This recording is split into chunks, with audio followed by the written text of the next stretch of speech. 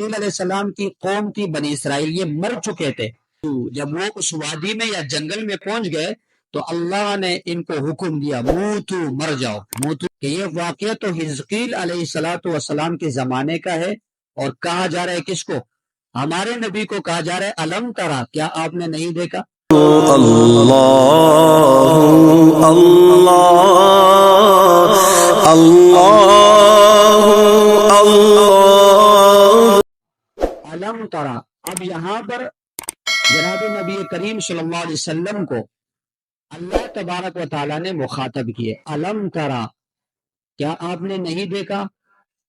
الی الذین، ان لوگوں کی طرف، خرجوا من دیارہم، جو نکلے اپنے گھروں سے، بھاگ گئے جنگل کی طرف یا وادی کی طرف، وہم الوف، اور وہ ہزاروں کی تعداد میں تھے، اور الوف کی تفسیر میں نے کر دی کہ کم از کم 10,000 اور اس سے زیادہ مفسرین نے 10، 20 اور 70,000 تک نقل کی ہے۔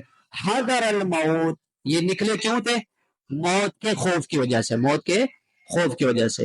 فقال لهم اللہ موتو، جب وہ اس وادی میں یا جنگل میں پہنچ گئے تو اللہ نے ان کو حکم دیا موتو، مر جاؤ، موتو، مر جاؤ۔ ثم احیاہم، پھر اللہ نے ان کو کیا کر دیا؟ زندہ کر دیا۔ اب ذرا پیچھے پھر دیکھیں، الم تری الی الذین، کیا آپ نے نہیں دیکھا ان لوگوں کی طرف؟ سوال یہ ہے کہ یہ واقعہ تو حزقیل علیہ السلام کے زمانے کا ہے، اور کہا جا رہا ہے کس کو؟ ہمارے نبی کو کہا جا رہا ہے الم ترا، کیا آپ نے نہیں دیکھا؟ تو یہاں الم ترا الم تعلم کے معنی میں کہ کیا آپ نہیں جانتے، کیا آپ نہیں جانتے۔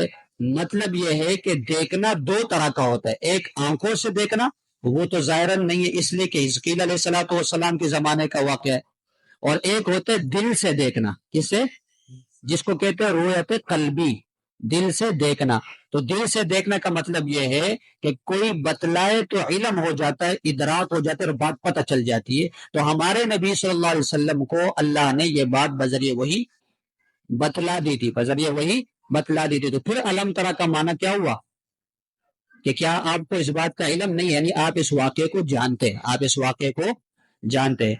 اور علم ترا جب آ جائے نا، ترا کے ساتھ علم، تو پھر ایسا ہوتا ہے کہ گویا کہ یہ واقعہ ایسا ہے کہ آپ اپنی آنکھوں سے دیکھ رہے ہیں، آپ اپنی آنکھوں سے دیکھ رہے ہیں، یعنی بالکل مشہور واقعہ ہے، اور مشہود واقعہ ہے، گویا کہ آپ کی آنکھوں کے سامنے ہوا ہے۔ ایسا کلیئر اور مضبوط اور پکا اور سچا واقعہ ہے، گویا کہ آپ کی آنکھوں کے سامنے ہوا ہے۔ اور الوفن کی تفسیر میں نے کر دی ہے کہ الوفن کم از کم 10,000، آگے مفسرین نے اس کی روایتیں نقل کی ہے۔ آگے فرمائے فقال لهم اللہ موتو، اللہ نے ان کو کہا موتو، مر جاؤ۔ تو اللہ کا حکم دو طرح کا ہو سکتا ہے، ایک تو یہ ہے کہ براہ راست اللہ نے خود حکم کر دیا، جیسے ہم نے پڑھا ہے سورہ یاسین کے اندر آتا ہے اذا اراد اللہ شیئا ان یقول له کن فیکون۔ ایک تو اللہ کا حکم اس طریقے سے ہوتا ہے کہ اللہ کسی چیز کے بارے میں کہہ دے کن ہو جا، تو فیکون، وہ کیا ہو جاتا ہے؟ ہو جاتا ہے۔ تو ایک تفسیر یہ ہے۔ دوسری تفسیر یہ ہے کہ اللہ نے حکم دیا ہے فرشتے کے ذریعے سے۔ کس کے ذریعے سے؟ وہ جو آپ کے سامنے واقعے میں آ گیا کہ دو فرشتوں نے چیخ لگائے، وہ سارے کے سارے کیا ہو گئے؟ مر گئے۔ ثم احیاہم، پھر ہم نے ان کو کیا کیا؟ زندہ کیا۔ تو زندہ بھی دو طرح کے ہو سکتا ہے، یا تو اللہ نے براہ راست حکم کر دیا اور وہ کیا ہو گئے؟ زندہ ہو گئے، یا حزقیل علیہ السلام کے ذریعے جو 3 خطاب فرمائے، ان کے ذریعے سے اللہ نے وہ کیا کر دیا؟ زندہ کر دیا۔ آگے فرمایا ان اللہ لذو فضل علی الناس، بے شک اللہ تعالی فضل کرتے ہیں لوگوں پر۔ لوگوں پر کیا کرتے ہیں؟ تو ایک فضل کی تفسیر یہ ہے کہ یہ جو حزقیل علیہ السلام کی قوم تھی بنی اسرائیل، یہ مر چکے تھے، تو موت کے بعد اللہ نے ان کو زندگی دی، تو یہ اللہ کا فضل ہوگا، یہ اللہ کا کیا ہو گیا؟ فضل ہو گیا۔ ایک تفسیر یہ۔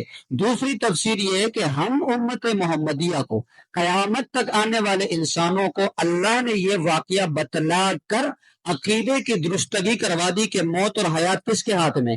اللہ کے پاس ہے، تو یہ بھی ہمارے اوپر ایک فضل ہو گیا۔ کیا ہو گیا؟ فضل ہو گیا۔ آگے فرمائے وَلَٰكِنَّ أَكْثَرَ النَّاسِ لَا يَشْكُرُونَ، اللہ تبارک و تعالیٰ تو لوگوں پر فضل کرتے کہ لوگوں میں سے اکثر ایسے تو پھر بھی اللہ کی نافرمانی کرتے۔ فرمایا وَلَٰكِنَّ أَكْثَرَ النَّاسِ، لیکن اکثر لوگ ایسے لا یشکرون، وہ اللہ کی قدر نہیں کرتے، اللہ کو شکر ادا نہیں کرتے، فرما برداری نہیں کرتے۔ اب آگے فرمایا وقاتلوا فی سبیل اللہ، اور قتال کرو، لڑو اللہ کے راستے میں، موت سے مت ڈرو، موت سے مت ڈرو، اس لیے کہ میدان جہاد میں جا کر موت نہیں ہے، اور میدان جہاد سے بھاگ جانے میں موت سے بچاؤ بھی نہیں۔ یہاں آ کر لکھا ہے مفسرین میں حضرت خالد بن ولید رضی اللہ تعالی عنہ کے متعلق، نبی کریم صلی اللہ علیہ وسلم کے وہ مشہور صحابی ہے جو انتہائی بہادر و دلیر اور ایمان لانے کے بعد ہر جنگ میں شریک ہونے والے حضرت خالد بن ولید، اور ان کی بہادری اور لڑائی لڑنا اور جنگ کے میدانوں میں اترنے کی وجہ سے ان کو